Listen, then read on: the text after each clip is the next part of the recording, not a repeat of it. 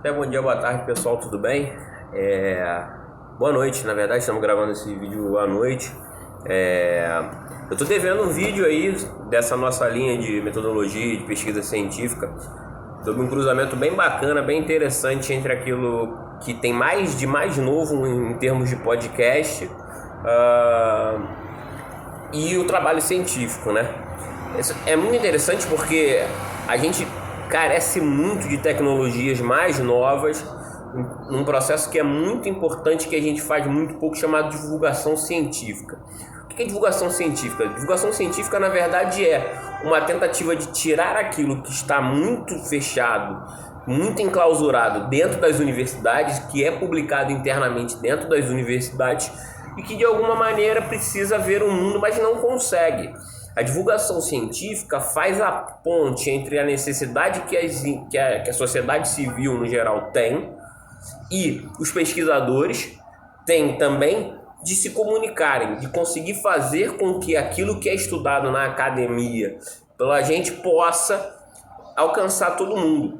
Divulgação científica é algo extremamente importante, mas é uma questão de vocabulário muito recente para a gente.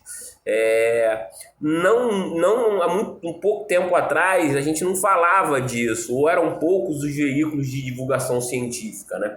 E hoje há agências, há podcasts, entre outras coisas que a gente vou comentar aqui rapidinho só para dar conta disso, né?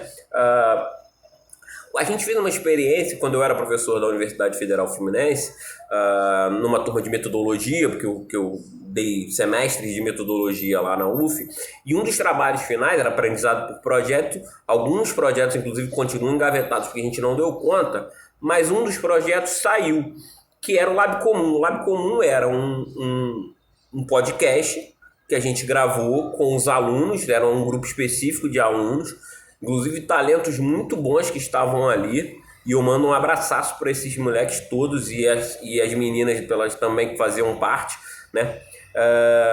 Larissa e Tainá, que faziam um podcast sobre ciência. No caso específico, a gente estava falando de ciência comum, que é algo que também merece um outro vídeo, um outro debate posterior, e que fala, na verdade, sobre elementos entre a necessidade da sociedade civil e o amadorismo com a produção científica.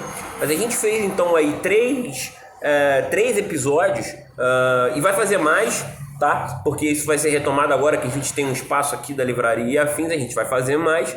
E está disponível no Spotify. O podcast chama Lab Comum. Nesse podcast, nesses 3 episódios que a gente gravou bem a jato, foi no geral uma tentativa de mostrar um pouco da produção científica daquele grupo específico, falando sobre ciência comum, que era algo que era muito importante para a gente, porque a gente fala muito de artesanato intelectual e a gente fala muito de autoria, né? Com relação ao trabalho acadêmico, à pesquisa acadêmica. Então a ideia de autoria tinha muito a ver também com formas diferentes de expor a própria ciência. E uma dessas formas que a gente encontrou foi o Lab Comum. Lab Comum, assim mesmo que você acha no Spotify. Lab Comum, L-A-B Comum, né? C-O-M-U-M. Dito isso, os podcasts passam a ser, portanto, uma maneira de levar à frente, de conseguir publicar boa parte da produção acadêmica que fica guardada nas estantes e coisas dessa natureza. E a gente deposita lá quando entrega a nossa dissertação, a nossa tese, a gente entrega lá e lá mesmo morre, né? Aqui a gente, na livraria, também tem a intenção de editar alguns bons TCCs e teses de doutorado e dissertações de mestrado, porque eu acho que elas têm que ser editadas mesmo, ser transformadas em livro, né? Eu já falei aqui do livro que eu lancei, né? Que na verdade é a minha dissertação, né? E o livro está disponível na livraria, você pode encontrar aí à vontade, e vão sair outros ao longo do ano, né? Mas essa é uma forma de divulgação científica, mas o livro também ele é algo engavetável, você coloca ele na tua estante e ele fica lá e você usa quando faz mão. O podcast ele tem essa facilidade porque ele, bem ou mal, enquanto você está fazendo um mercado, uma faxina, andando de ônibus, saindo, você vai fazer qualquer, na academia, eu fazia muito na academia, ouvia o podcast, deixava ali o ouvido alguém comentando alguma coisa, alguém falando alguma coisa, isso era muito interessante.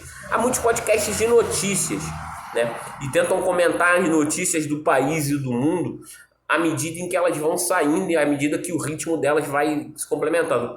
Mas olha, bicho, é meio difícil, porque, bom, com a quantidade de coisa que acontece ao mesmo tempo, os podcasts de notícias vão ficando meio datados, né? Então você ouve na hora e passa. Os podcasts de ciência, eles têm esse elemento da permanência. Eles garantem que coisas que ficariam muito fechadas dentro da academia possam circular, possam viver, né? Então, um desses podcasts que é o exemplo máximo de qualidade de abordagem, da maneira como é construído o roteiro e tudo aquilo que a gente se inspira para fazer podcast aqui também, são os podcasts que a gente faz, é o 37 Graus. O 37 Graus está disponível em todas as plataformas aí de streaming. Está disponível no Spotify, que foi onde eu descobri, né? São duas pesquisadoras e elas têm uma margem bacana em termos de conhecimentos, de saberes que são trazidos para cá de várias áreas diferentes e são transformados de acordo com um roteiro marcadinho num podcast. São os podcasts curtos também, inclusive. Tem um ou outro que é um pouco maior, mas são podcasts curtos. O que favorece, porque ninguém tem mais 2, 3 horas para ficar ouvindo um podcast. Quando a gente produziu também o Lab Comum, eram 20, 30 minutos no máximo, para produzir coisas mais simples e produzir coisas que possam ser consumidas rápido, né? A gente que também grava videoaula tem um pouco dessa percepção, da tentativa de fazer com que isso seja o mais breve possível, como um videozinho desse aqui. Então fica a minha recomendação. Podcast ciência e produção acadêmica, ciência, tem uma a ver sim. Inclusive você pode começar a citar esses podcasts como referências nos teus trabalhos.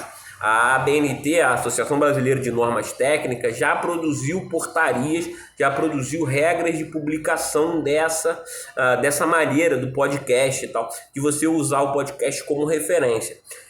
Elas servem para expor a ciência, servem para você ter como referência, servem mais uma maneira de difundir, amplificar o conhecimento.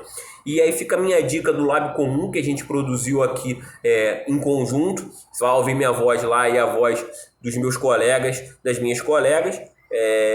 E fica também a dicaça do 37 Graus, que eu amo de paixão. As meninas, se puderem ver esse vídeo aí, um abraço enorme. É sensacional, é muito bem feito e é inspiração pra gente, fechado?